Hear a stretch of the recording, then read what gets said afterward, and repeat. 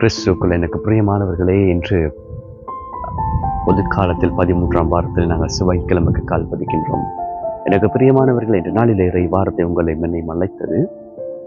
இறைவன் எங்கள் மீது கொண்ட விசுவாசம், இரண்டாவது நாங்கள் கடவுள் மீது இறைவன் மீது கொண்ட விசுவாசம்.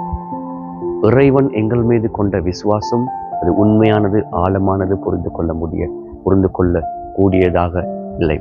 அந்த விசுவாசத்தை எங்களால் உணர முடியாதவர்களாக இருக்கின்றோம். அவர் உங்கள் மீதும் என் மீதும் காட்டிய விசுவாசம், அவர் தன்னுடைய வாழ்க்கையை முழுமையாக ஒப்புக் கொடுத்ததன் மூலம் அந்த விசுவாசத்தினை எங்களுக்கு அவர் பூர்த்தி செய்தார். நாங்கள் இறைவன் மீது எவ்வாறு விசுவாசம் கொள்கின்றோம்? எங்களோடு ஆண்டவர் இருக்கின்றார், எங்களோடு பயணிக்கின்றார். ஆனால் அந்த பயணிக்கின்ற கடவுளை எங்களால் புரிந்து கொள்ள முடியாமல் இருக்கின்றது, எங்களால் உணர முடியாமல் இருக்கின்றது. அன்றாட வாழ்க்கையிலே அந்த விசுவாசத்தில் வாழ முடியாமல் நாங்கள் இருக்கின்றோம். திவ்ய நற்கரணை ஊடாக பெற்றுக்கொள்கின்ற திவ்ய நற்கரணை எங்களோடு இருக்கின்றார். நாங்கள் சிவமாலை சொல்லுகின்ற பொழுது எவ்வாறான விசுவாசத்தோடு நாங்கள் சிவமாலை சொல்லுகின்றோம், எதற்காக சிவமாலை சொல்லுகின்றோம் என்று நாங்கள் தியானித்து பார்க்க வேண்டும். அன்பார்ந்தவர்களே, இன்று படகிலே செல்லுகின்ற பொழுது சீடர்கள் இயேசு அவர்களோடு இருந்தார்.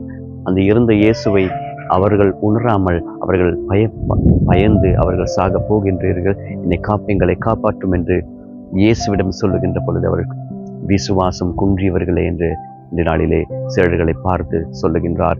உங்களை என்னையும் பார்த்து இயேசு சொல்லுகிறார், விசுவாசம் குன்றியவர்கள் என்று. எங்களோடு இயேசு இருக்கின்றார், எங்களை ஆசீர்வதிக்கின்றார், எங்களை வழி நடத்துகின்றார் என்ற விசுவாசம் எங்களோடு இல்லை.